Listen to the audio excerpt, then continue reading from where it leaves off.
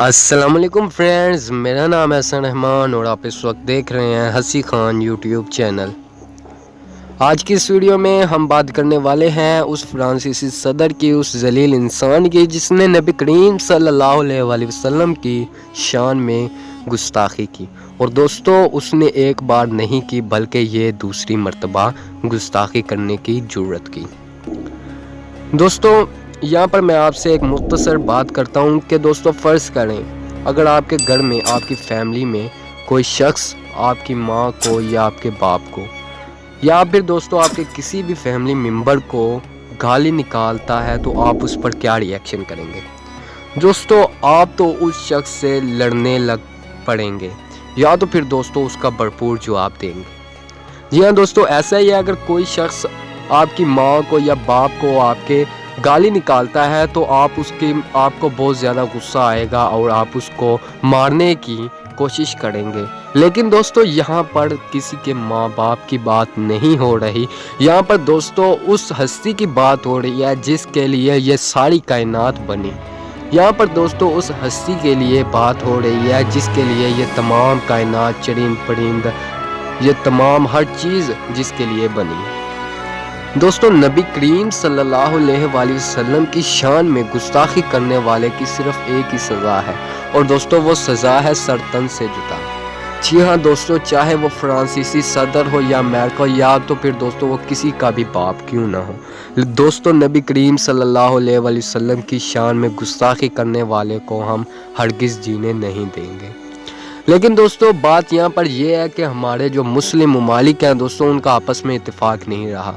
دوستو ہمیں ایک ہو کر ان فرانسیسی صدر کو بتا دینا چاہیے کہ مسلمانوں کے اندر جو جنون ہے وہ حضرت محمد صلی اللہ علیہ وآلہ وسلم کی وجہ سے ہے، اور دوستو حضرت محمد صلی اللہ علیہ وآلہ وسلم کی شان میں اگر کوئی گستاخی کرنے کی جرات بھی کرے گا تو دوستو اس کا سر جو ہے وہ تن سے جدا ہو کر رہے گا۔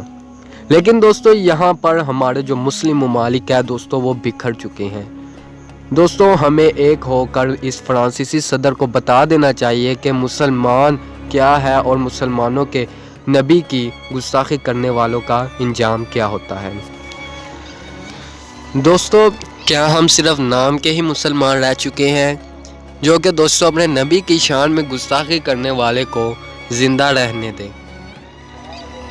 جی نہیں دوستو، نبی کریم صلی اللہ علیہ وآلہ وسلم کی شان میں گستاخی کرنے والا آج نہیں تو کل کتے کی موت مر کر رہے گا۔ اور دوستو یہاں پر کچھ لوگ یہ کہہ رہے ہیں کہ ہمارے پاس اتنے وسائل نہیں ہیں، ہمارے پاس جنگی سامان نہیں ہے کہ ہم فرانسیسیوں کے ساتھ جنگ کریں۔ دوستو ایک مختصر سی بات ہے کہ کیا دوستو کوئی بھی طاقت جو ہے کیا وہ اللہ کی طاقت سے بڑی ہے؟ جی نہیں دوستو، یہاں پر ہمارے ساتھ جو ہے وہ اللہ کی طاقت ہے، حضرت محمد صلی اللہ علیہ وسلم کی طاقت ہے۔ اور دوستو اگر ہم اس کوشش میں مر بھی جاتے ہیں تو دوستو کیا ہوگا؟ دوستو ہم کم از کم شہید تو ہوں گے۔ کیا دوستو مسلمانوں کے اندر سے شہادت کا جذبہ ختم ہو چکا ہے؟ جی نہیں دوستو، ہم آج بھی جیتے ہیں صرف اور صرف شہادت کے لیے۔ اور دوستو اس فرانسیسی صدر کو دوستو جلد از جلد اس کا جو ہے وہ منہ توڑ جواب مل کر رہے گا۔ اور دوستو یہاں پر جو ایک اور بات ہے وہ یہ ہے کہ دوستو جتنے بھی مسلم ممالک ہیں وہ صرف اور صرف مزاحمت کر رہے ہیں۔ اور دوستو یہاں پر میں آپ کو پاکستان کے وزیر اعظم عمران خان کے متعلق بتاؤں گا کہ انہوں نے فرانسیسی صدر کے متعلق کیا کہا ہے اور اپنا کیا بیان دیا ہے۔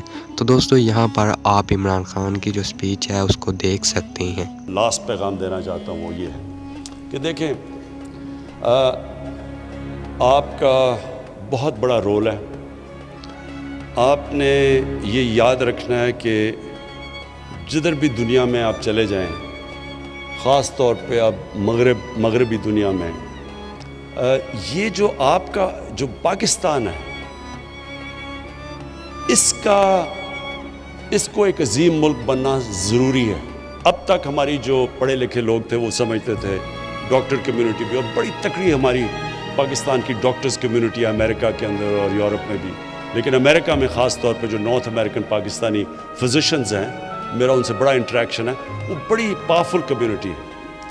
لیکن جو میں حالات دیکھ رہا ہوں اسلاموفوبیا کے، جو بھی فرانس میں ہوا ہے، اور میں نے آج سارے مسلمان ملکوں کے جو ہیڈز آف اسٹیٹ ہیں ان سب کو میں نے آج خط لکھا ہے کہ ہمیں ساروں کو مل کے مغرب کو بتانا چاہیے کہ نبی صلی اللہ علیہ وسلم کی ہمارے دلوں میں کیا جگہ ہے، کتنا پیار اور عقیدہ ان سے، تو کتنی ہمیں تکلیف ہوتی ہے جب یہ اس طرح کی ان کے اوپر کارٹونز یا کچھ بھی کرتے ہیں، تو یہ مسلمانوں کو کتنی تکلیف ہوتی ہے۔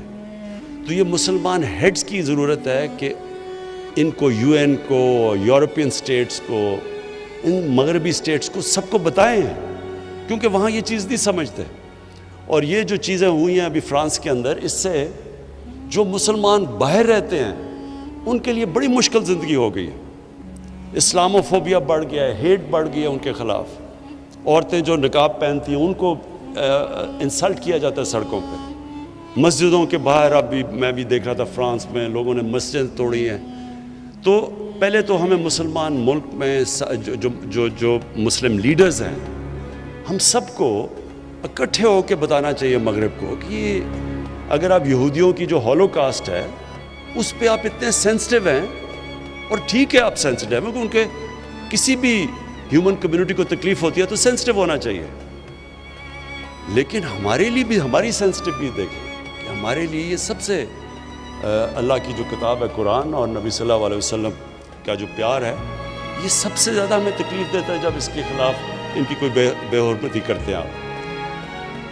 لیکن جو میں آپ سب کو ڈاکٹرز کمیونٹی کو کہنا چاہتا ہوں کہ دیکھیں، اب تک ہم سوچتے تھے کہ ہم باہر چلے جائیں گے، وہاں کام کریں گے اور باہر بڑے اچھے پیسے ملتے ہیں، لیکن جو حالات بنتے جا رہے ہیں یہ پاکستان کو ٹھیک کرنا ضروری ہے۔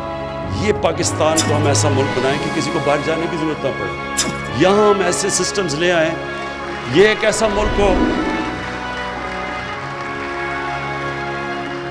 اور جو میری خواب ہے ایک دن کہ باہر سے لوگ یہاں نوکریاں ڈھونڈنے آئیں، یہ وہ ملک بننا چاہیے۔ اس کے لیے ساری قوم کو، میں پھر سے کہتا ہوں، سٹرگل کرنی پڑتی ہے۔ آپ نے کوئی بھی بڑا کام کرے، ڈاکٹر بنے، آپ کو کتنی سٹرگل کرنی پڑتی ہے۔ آپ کو محنت کر کے ڈاکٹر بنتے ہیں، پھر آپ نے اسپیشلائز کرنا، محنت کرنی پڑتی ہے۔ آپ ایک ملک کو ٹھیک کرنے جا رہے ہیں تو ساری قوم کو مل کے محنت کرنی پڑتی ہے۔ لیکن یہ میں آپ کو بتا دوں، جو ٹیلنٹ ہے ہمارے پاکستانیوں میں، جس طرح کے کوالٹی کے میں نے ڈاکٹرز، پروفیشنلز، انٹرپرنرز پاکستان سے باہر دیکھے ہیں، جب ان کو اچھے سسٹمز ملتے ہیں، جو ان کی کوالٹی ہے، وہ صرف اس لیے ہے کہ وہاں سسٹم بہتر ہے۔ وہی سسٹم ہم پاکستان میں ٹھیک کر رہے ہیں، اور آپ سب نے میری مدد کرنی ہے یہاں کے نظام کو ٹھیک کرنے کے لیے اور ایک عظیم ملک بنانے کے لیے۔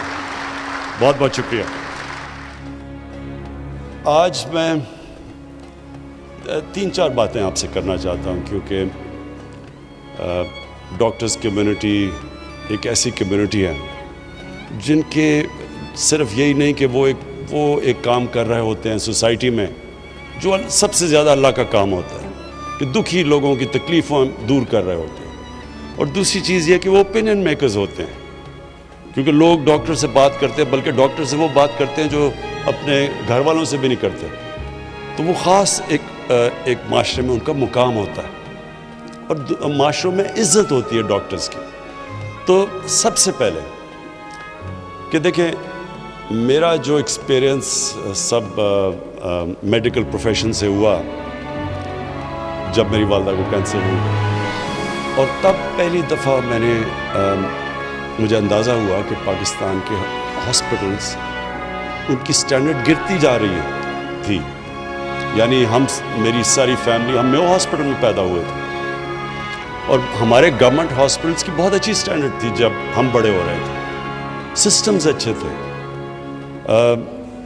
آہستہ آہستہ ہمارے ہاسپٹلز کی سٹینڈرڈ نیچے جانی شروع ہوئی، اور اس کی ایک بہت بڑی وجہ یہ تھی کہ جو ایک نیشنلائزیشن ہوئی ڈاکٹر ہاسپٹلز کی اور اسکولوں کی 70s میں، اس کا بہت بڑا نقصان ہوا، اور کیونکہ میں اس کو ایک واٹر شیڈ سمجھتا ہوں کہ اس کے بعد ہمارے اسکولوں کی بھی سٹینڈرڈ نیچے چلی گئی، گورنمنٹ اسکولز نیچے چلے گئے، ہمارے گورنمنٹ ہاسپٹلز نیچے چلے گئے، اور پھر پرائیویٹ سکولز بھی آنے شروع ہوئے اور پرائیویٹ ہاسپٹلز بھی آنے شروع ہو گئے. اور اس کی وجہ یہ تھی کہ سزا اور جزا ختم ہو گئی. جب سے اللہ نے دنیا بنائی ہے، جس سسٹم میں سزا اور جزا ختم ہوتی ہے وہ سسٹم نیچے چلا جاتا ہے. کیا وجہ ہے کہ میں محنت کروں اور مجھے بھی اتنے ہی پیسے ملیں اور وہ جو ایک ڈاکٹر محنت ہی نہ کریں؟ جب جس سسٹم میں یہ ہوتا ہے وہ سسٹم کبھی کمپیٹ نہیں کر سکتا. تو جب ہمارا یہ سسٹم آیا اور آہستہ آہستہ یہ جو سب کی پروموشن ہو جاتی تھی اور پھر سب کی سیلری انکریز ہو جاتی تھی، کوئی تمیز نہیں کی جاتی تھی کہ محنت کون کر رہا ہے اور کون محنت نہیں کر رہا، اس سے ڈیٹیریشن ہمارے ہاسپٹلس میں آنی شروع ہوئی. اور یہی ہمارا گورنمنٹ سکولوں کے اندر آہستہ آہستہ وہاں بھی ڈیٹیریشن شروع ہو گئی. اور پھر پرائیویٹ سکولز بڑھنے شروع ہوئے، پرائیویٹ ہاسپٹلز آنے شروع ہوئے، کیونکہ جو پیسے والے لوگ تھے وہ تو اپنا پرائیویٹ ہاسپٹلز میں جا سکتے تھے، لیکن عام لوگوں کے لیے، غریب لوگوں کے لیے گورنمنٹ ہاسپٹلز ہو گئے. اور کیونکہ صرف غریب جانا شروع ہوئے تو ان کی اور سٹینڈرڈ نیچے جانی شروع ہو گئی، اکاؤنٹیبلٹی کم ہو گئی. اور جو امیر لوگ تھے وہ پرائیویٹ ہاسپٹلز میں، اور پھر جو سپر رچ تھے وہ اپنی چیک اپس بھی لنڈن کروانے شروع ہو گئے. تو اس سے ہوا کیا کہ جب جو ملک کے فیصلے جنہوں نے کرنے تھے ہیلتھ کیئر کے اوپر، جب ان کو کھانسی بھی ہو تو وہ لنڈن چلے جائیں، تو پھر کس نے پرواہ کرنی تھی کہ پاکستان کا ہاسپٹلز اور ہمارے انسٹیٹیوشنز کیسے امپروو ہونے تھے. تو یہ جو آہستہ آہستہ ڈیٹیریشن ہوئی، ہم اب اس سٹیج پہ ہیں کہ ہمیں اب اس ساری چیز کو ٹھیک کرنا ہے. مجھے لوگ کہتے ہیں جی جب سے میں ابھی 2 سال 26 مہینے ہوئے ہیں، عمران صاحب کدھر گیا جی نیا پاکستان؟ میں ان لوگوں کو سمجھا کے تھک گیا ہوں کہ نیا پاکستان ایک سوئچ نہیں ہے، گورنمنٹ آئی سوئچ ہوا تو نیا پاکستان بن گیا. یہ فیری ٹیلز میں ایسی چیزیں ہوتی ہیں. اصل زندگی کے اندر ریفارم پروسیس ایک جد و جہد کا نام ہے. ایک قوم جد و جہد کرتی ہے چینج کے لیے، پوری ایک قوم مل کے سٹرگل کرتی ہے، پھر چینج آتا ہے. اور دنیا میں بڑی بڑی قوموں ہمارے سے برے حالات سے اٹھ کے کہاں پہنچ گئی، لیکن سٹرگل کر کے پہنچی. جب میں مدینہ کی ریاست کی بات کرتا ہوں تو میں اپنے سارے لوگوں کو کہتا ہوں وہ سٹڈی کریں. وہ دنیا کی تاریخ کا سب سے یونیک فینومینا تھا. کبھی ایسی چیز ہوئی نہیں دنیا میں، دنیا کی تاریخ میں کبھی ایسی چیز نہیں ہوئی. یہ تاریخ کا حصہ ہے، ہمارے دین کا حصہ تو ہے ہی، لیکن ہمیں اس کو تاریخ کا حصہ بنانا چاہیے کیونکہ ہم سیکھیں گے. تو دوستو آپ نے یہاں پر سن لیا، دیکھ لیا کہ عمران خان نے فرانسیسی صدر کے متعلق کیا کہا. تو دوستو ہمیں بھی اسی طرح متحد ہونا چاہیے اور فرانسیسی صدر کو بتا دینا چاہیے کہ مسلمان جو ہے وہ ایک طاقت ہے، اور دوستو مسلمانوں کے نبی کی شان میں گستاخی کرنے والے کی کیا سزا ہے. اور دوستو ساتھ ہی ساتھ میں یہاں پر ہمیں جو فرانس کی جتنی بھی پروڈکٹس ہے دوستو ہمیں اس کو نہیں خریدنا چاہیے، اور دوستو اس کو اگر وہ ہمارے پاس ہے تو ہمیں اس کو ضائع کر دینا چاہیے اور اسے پھینک دینا چاہیے. دوستو اگر اس کوشش میں میرا یہ جو چینل ہے یوٹیوب کا اگر یہ دوستو بند ہوتا ہے تو دوستو مجھے اس کا کوئی کسی بھی قسم کا غم نہیں ہوگا. بہت سارے یوٹیوبرز جو ہیں وہ اس کے متعلق ویڈیوز نہیں بنا رہے کہ کہیں ہمارا جو ہے یوٹیوب کا چینل وہ بند ہی نہ ہو جائے. لیکن دوستو اگر یہاں پر میرا یہ چینل بند ہوتا ہے تو دوستو ہونے دے، مجھے اس کی پرواہ نہیں ہے بلکہ مجھے اس کی خوشی ملے گی. اور دوستو اس ویڈیو پر میں نے بہت ہی زیادہ ٹائم لگا کر یہ ویڈیو کریٹ کی ہے دوستو. اور اگر آپ کو یہ ویڈیو پسند آتی ہے تو دوستو آپ کو شاید پسند نہ آئے، کیونکہ دوستو یہاں پر فرانسیسی صدر نے جو ہے وہ ہمارے نبی کی شان میں گستاخی کی. تو دوستو اگر آپ میری اس رائے سے دوستو میں نے یہ جو آپ کو جو رائے دی اس کے ساتھ ہیں، اس کے متعلق اگر آپ کو کوئی بھی بیان دینا ہے تو دوستو آپ نیچے کمنٹ میں ضرور اپنا بیان دیں. تو دوستو ملتے ہیں اپنی نیکسٹ ویڈیو میں، تب تک کے لیے میں اجازت چاہوں گا کہ بائے، خدا حافظ.